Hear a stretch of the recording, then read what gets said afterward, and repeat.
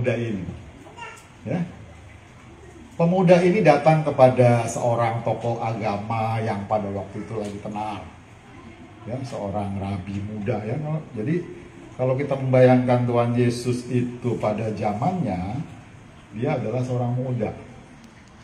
Umurnya sekitar 30 tahun. Bayangkan 30 tahun. 30 tahun itu sangat muda ya. Makanya saya kalau melihat dialog antara misalnya Tuhan Yesus dengan Imam Nikodemus di Yohanes 3, ketika muncul kalimat yang luar biasa itu mengenai Yohanes 3 ayat 16 ya, ketika dia bicara bagaimana seorang yang lahir baru itu, seorang rabi yang berumur dan sangat senior bicara sama seorang anak muda ya, dia seorang rabi yang powerful belajar sama seorang anak muda.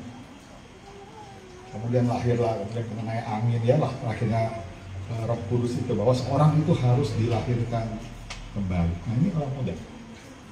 Ada orang muda lagi datang nih, tiba-tiba datang kepada seorang rabi yang baru muda ini. Nah, dia tanya pertanyaan yang penting. Dan ini pertanyaannya mewakili pertanyaan manusia seluruh dunia. Bagaimana saya bisa diselamatkan? Ya. Kemudian Tuhan Yesus jawab, lakukanlah aturan hukum itu. Dia mengacu kepada hukum Taurat, 10 hukum. Ya. Jangan membunuh, jangan begini, jangan mencuri, gini. Nah, kemudian dia bilang, oh itu udah saya lakukan. Saya sudah melakukan perbuatan baik. Kira-kira begitu ya. Apa imbalan? Apa imbalannya kalau saya sudah berbuat baik? Seakan-akan seorang pemuda ini berkata bahwa saya sudah cukup pantas untuk masuk surga. Saya sudah melakukan banyak hal. Tuhan sudah berhutang sama saya, sehingga saya pantas untuk masuk surga.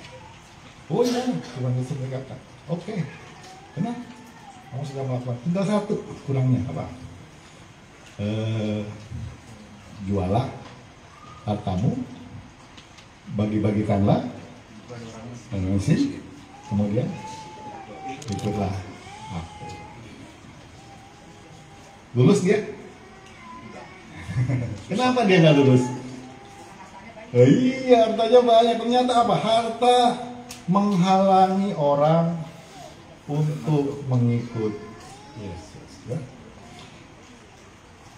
Kalau kita lihat bagian ini, ya, bulan lalu kita belajar bahwa ternyata adat juga bisa menghalangi orang untuk mengikut Yesus ya. Kita bicara bagaimana hubungan antara adat dan iman Kristen ya. Orang Batak kadang-kadang lebih takut dibilang gak marah adat daripada jamar Tuhan gitu ya. Gitu ya. Nah sekarang kita bicara ternyata ada hal yang menghalangi ya. Bagaimana orang Batak melihat kesuksesan seorang ya? Amoraon, Nagadagon, Asangapo ya. Bapak Nahum Sitomorang ya, budayawan terkenal kita itu mengarang lagu Halusiau ya. Dia berkata bahwa ya maragam-ragam do anggo kasih ngarasing-asing do panggilan. Lalu dia berkatakan Hamoraun, Hagabeon, Hasangapon, Idul Miluna Dema. Nah, tapi ada yang penting kata yang dia pakai, Anggo Diau. Berarti apa? Amang Nahum Sitomorang melihat ada sesuatu yang harus berani ditampilkan secara berbeda. Ya. Orang berpikir bahwa Hamoraon, Hagabeon, Hasangapon ya, itulah yang dicari orang. Dan memang benar. Ya, coba kita kalau melihat orang kaya, ya, berapa upahnya gitu ya, berapa kita bisa dapat, gitu ya. Kalau udah Hamoraon tercapai, lihat Hagabeon punya keturunan banyak nggak? Kadang-kadang wah percuma dia kaya, nggak ada anaknya, gitu kan? Ya, Hagabeon penting. Ya. Kemudian setelah Hamoraon, Hagabeon, Sangapok. Ya. Sangap saya cari, saya tanya Dipsik, bagaimana pengertian sangap itu? Sangap itu ternyata bisa tercapai ketika Hamoraon dan Hagabeon sudah tercapai. Barulah muncul Sangapok. Ya, mempunyai nama baik, reputasi yang baik. Ya. Nah, itulah Sangapok. Ada satu hal yang mau ditekankan Yesus kepada pemuda ini, ya. Dia bicara hukum Taurat yang bawah, mulai ayat hukum ke-6, jangan membunuh, jangan berzina. Dia nggak mulai dari hukum yang pertama. Nah, saya baca hukum yang pertama berbunyi begini: Akulah Tuhan Allahmu, jangan ada padamu Allah lain di hadapanku.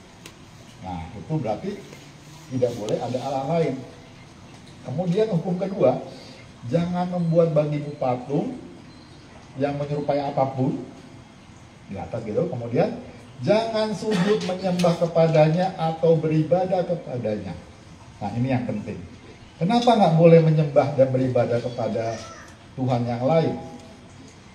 Sebab aku Tuhan Allahmu adalah Allah yang cemburu. Ya. Saya lihat bahasa Bataknya yang dipakai adalah debata parimas. Kemudian dalam bahasa Inggris saya kutip a jealous God. Ya. Kita kan semua ada yang menikah ini yang udah pernah tahu lah kata cemburu, ya.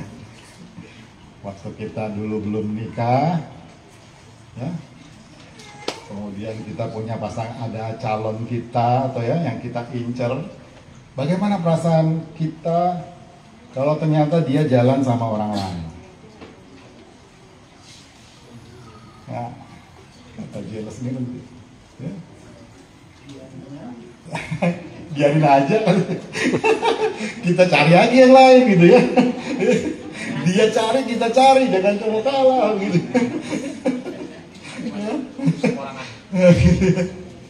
Begitu, ya. Prinsip the jealous God, ya. Allah yang cemburu ini yang mendasari kenapa orang muda ini gagal. Orang muda ini ternyata memiliki hati yang tidak sepenuhnya buat Tuhan. Ya. Makanya ada firman Tuhan mengatakan, "Kasihilah Tuhan Allahmu dengan segenap hatimu, segenap jiwamu, segenap pikiranmu, segenap akal budimu." Itu bicara tidak dibagi, tidak berdua hati, gitu ya. Dan berdua golong. Hati-hati nih lagu-lagu berdua golong nih. Ya. Ya. Nah, prinsip itu, Allah yang cemburu ini, itulah yang mendasari kenapa dia nggak mau kita punya Allah. Dan salah satu Allah yang sangat powerful saat ini untuk menguasai kita adalah materialistik. Ya. Makanya dalam 1 Timotius 6 ayat 10 berkata adalah, karena akal segala kejahatan adalah cinta uang. Akar segala kejahatan, ya, cinta uang, ya. Sebab oleh memburu uanglah seberapa orang telah menyimpang dari iman, menyiksa dirinya dengan berbagai-bagai duka. Inilah yang terjadi pada orang muda ini. Dia mencintai uang sehingga ketika ditantang oleh Tuhan, jual harta. Bagi dia Tuhan Yesus tidak lihat. Uangnya itu bukan buat Tuhan Yesus. Bagi orang miskin, nggak ada urusannya sama saya. Baru setelah itu ikut saya. Dan itulah yang menghalangi dia untuk datang kepada Yesus. Kalau ternyata materi itu begitu kuat, ya, begitu luar biasa ya, sehingga Tuhan Yesus juga pernah berkata, tak seorang pun dapat mengabdi kepada dua tuan, ya. Karena demikian ia akan membenci yang seorang dan mengasihi yang lain. Ia akan setia kepada seorang dan tidak mengindahkan yang lain. Kamu tidak dapat mengabdi kepada Allah dan kepada